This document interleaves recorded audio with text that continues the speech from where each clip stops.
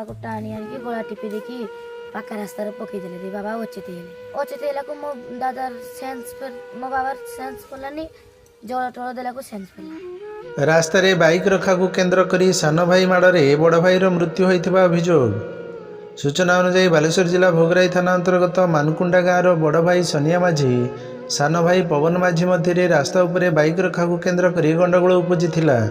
गंडगोल उग्र रूप नहीं दुई भाई मध्य हाथाहाथी परिस्थिति सृष्टि होता।